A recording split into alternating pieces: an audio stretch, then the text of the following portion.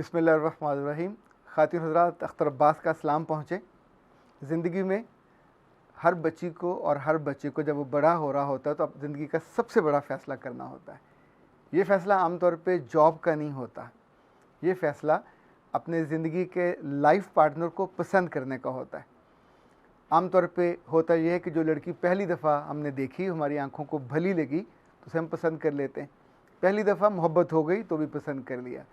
बहुत से लोग तो ऐसे हैं जिन्होंने इससे पहले कभी किसी लड़की से बात नहीं की होती, तो जिस लड़की ने पहली दफ़ा उनसे बात की उन्हें पसंद कर लिया। तीसरे कैटेगरी के वो लोग हैं जिनके घर वाले उनके लिए लड़कियों को पसंद करते हैं और उनसे उनकी बात नहीं की होती, तो शादी के बाद उनसे फ़र्स्ट टाइम बात होती है। जो चौथी तरह के लोग हैं ये इन तीनों से बहुत मुख्तलिफ हैं। ये थोड़े सियाने होते हैं, थोड़े समझदार होते हैं और आम तौर पे किसी से हमदर्दी करते हैं, हमदर्दी में उसकी मदद करते हैं। मदद करते करते इतने इन्वॉल्व हो जाते हैं कि फिर वो वक्त आता है जब अपने आप को कुर्बान कर देते हैं, पेश कर देते हैं और शादी के लिए हाँ कर देते हैं। ये वो लोग हैं जो सबसे ज़्यादा अपने आप पे जुल्म करते हैं और मेरे पास जितने केसेस आते हैं उसमें ऐसे लोगों की अक्सरियत इसलिए ज़्यादा होती है कि ये हमदर्दी का जो पल गुज़र जाता है तो उसके बाद आपको ज़िंदगी की असल रोशन और सख्त बल्कि तल्ख़ हकीकतें नज़र आने लगती हैं। लाइक एक ख़ातून ने अगर मज़हब बदला और मज़हब बदलने के बाद वो आपके मज़हब में आ गई और आपने उससे हमदर्दी में कि चलें अब उसको ख़ानदान वाला उसको डिसओन कर रहा है तो मैं आगे बढ़ कर उससे शादी कर लेता हूँ, ये फ़ैसला इतना आसान नहीं होता। ये फ़ैसला दूरसंताज का हमल होता है। उसमें उसके पिछला पूरा माजी का जो पैटर्न है ज़िंदगी के उठान का, जो काम करने का, जो बात करने का, जो डील करने का, जो हैंडल करने का, जो लोगों को रिस्पेक्ट करने का। एक बात ज़िंदगी में याद रखिएगा, कोई भी शादी मोहब्बत के बिना तो शायद चल जाए, रिस्पेक्ट के बिना नहीं चलती। और अगर वो लड़की जिसके साथ आपने शादी की है कुछ अरसे बाद आपको फार ग्रांटेड लेना शुरू कर दे तो ये शादी किसी तौर पे भी बेल मुंडे नहीं चढ़ सकती। सो याद रखिएगा कि ज़िंदगी में शादी का फ़ैसला जब भी करें, आप किसी भी उम्र में करें, छोटी उम्र में करें, जब बड़ी उम्र में करें। बड़ी उम्र में आम तौर पे जब आपके कुछ बच्चे हो जाते हैं, आप स्टेबल हो जाते हैं, आपकी पहली बीवी मौजूद होती है, तो तब आपको एक प्लेजेंट लाइफ पार्टनर की ज़रूरत पड़ती है। एक ऐसा लाइफ पार्टनर जो आपके साथ खुशी के मोमेंट्स को बढ़ाए और आपकी खुशी को यूँ समझें कि उसको ज़्यादा अब्दियत दे। तो ये भी तो हो सकता है कि आप उन दिनों, उन लम्हों में अपनी पुरानी बेगम के साथ बैठें और अपने लव टाइम को बाकायदा अरेंज करें, ऑर्गेनाइज़ करें और उसको प्लान कर लें। इस पर हम फिर बात करेंगे अलग से।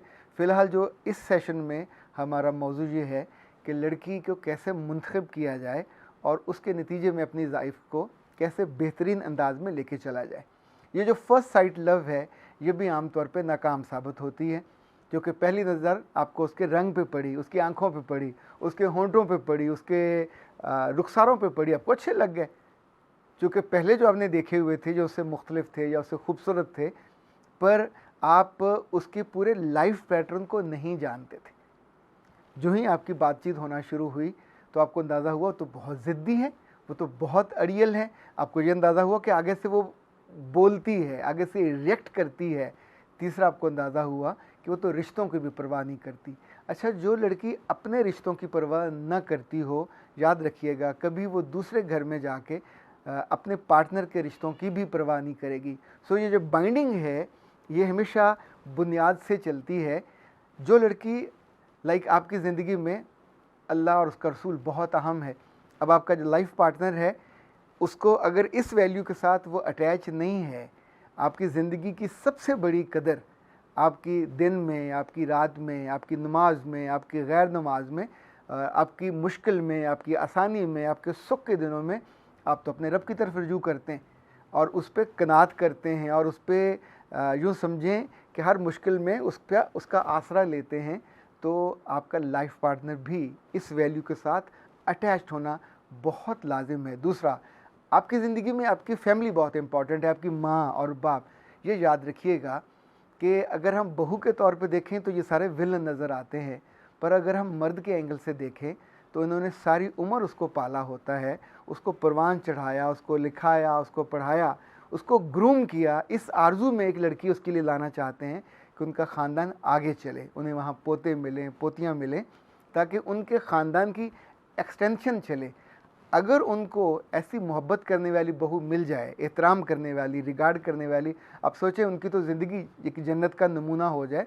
पर आम तौर पे जो बहू मिलती है वो एक रिफ्ट में आके साथ ज़िंदगी की दौड़ में शामिल होती है और जगह जगह वो स्पीड ब्रेकर्स बनाती है और रोड हर्डल्स क्रिएट करती है, तो ज़ाहिर है ज़िंदगी दोनों की ख़राब होना शुरू होती है।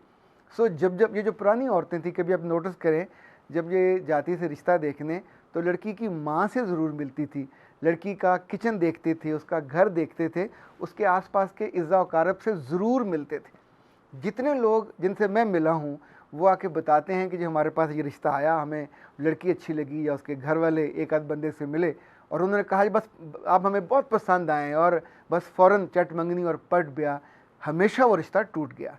क्योंकि आसपास लोग उनको कैसा जानते हैं, उनकी रिप्यूट कैसी है, उनकी ग्रोथ कैसी है और उनका घर का पूरा माहौल कैसा है, ये पूरा वो पैकेज है वो लेके नए घर में आती है। सो प्लीज़ कभी इस मामले में जल्दी मत करें, ये जल्दी का सौदा नहीं है, ये ज़िंदगी भर का सौदा है, तो इसको निभाने वाले। तीसरी बात, लड़की में जो सबसे खूबसूरत खूबी मानी जाती है, जो दुनिया की शायद किसी भी करेंसी में तोली नहीं जा सकती, वो ये है कि वो कितनी केयरिंग है और कितनी आके उस ख़ानदान को बाइंड करने की खूबी रखती है।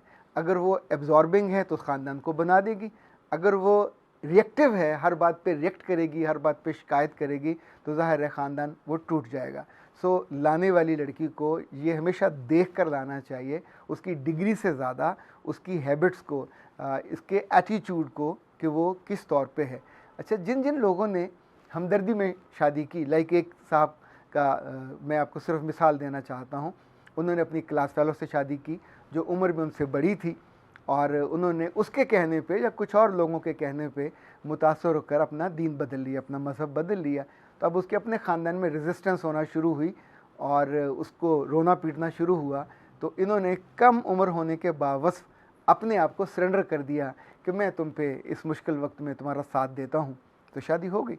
अब शादी हो के अब इनकी ज़िंदगी अज़ाब में शुरू हुई और ये अज़ाब इतना बढ़ा कि कम से कम 2 दफ़ा वो ख़ुदकुशी करने पे आमादा हुए।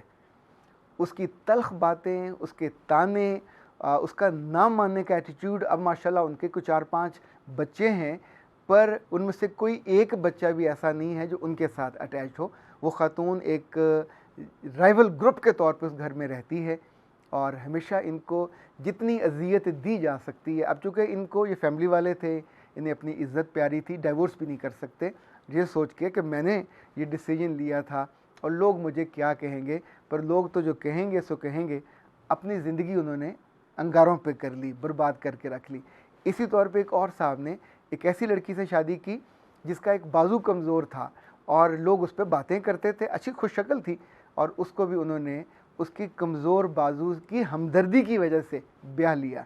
अब ये हमदर्दी बाजू से थी, अपनी ज़िंदगी उसके हवाले कर दी और उसने आके जो तिगनी का नाच नचाया इनको और इनके घर वालों को, तो अब वो तौबा तौबा करते हैं। तो बराह करम ये जो कहा जाता है, देखिए सियाने इसलिए सियाने होते हैं कि वो बहुत सालों और बरसों की जो विज़डम है, जो दानाई है, उसको देखने के बाद ही फ़ैसला करते हैं और सजेस्ट करते हैं। तो आप में से जिन बच्चियों की शादियाँ अभी नहीं हुई और उनके रिश्ते देखे जा रहे हैं, और जिन बच्चों की शादियां नहीं हुई और उनके रिश्ते देखे जा रहे हैं, तो प्लीज़ सिर्फ शक्लों पे फोकस ना किया करें। ये शक्लें सब की कुछ अरसे बाद थोड़ी 19-20 हो जाती हैं, जो काली हैं वो गोरी हो जाती हैं, जो गोरी हैं वो सांवली हो जाती हैं, पर शक्ल की खूबसूरती हमेशा उसके बर्ताव से होती है। शक्ल की खूबसूरती उसकी आपसे मोहब्बत से होती है। शक्ल की खूबसूरती उस एतबार से होती है कि जो रब ने अब आपको बच्चे देने हैं तो उसको उसने किस तौर पे पालना है। वो बच्चे आपसे जोड़ेगी कि अपने आप से जोड़ेगी, वो बच्चे ख़ानदान से जोड़ेगी, आपकी रवायात से जोड़ेगी, या अपनी किसी फ़िक्र से जोड़ेगी। जिन लोगों ने अपने फ़िक्र से या फ़िरके से हट के शादियाँ की, उनको भी मैंने बहुत तंग पाया बच्चों के मामले में। फिर वो बार बार आपस में लड़ते हैं, और वो ख़ातून चूँकि ज़्यादा तगड़ी होती हैं, रेजिस्ट करती हैं कि ये मेरे फ़िक्र के मुताबिक ज़िंदगी बसर करेंगे। आम तौर पे उस वक्त आप रेजिस्ट नहीं कर सकते और फिर दिल में एक ज़ख़म सा होता है और ज़िंदगी अच्छी खासी अजीरन हो जाती है।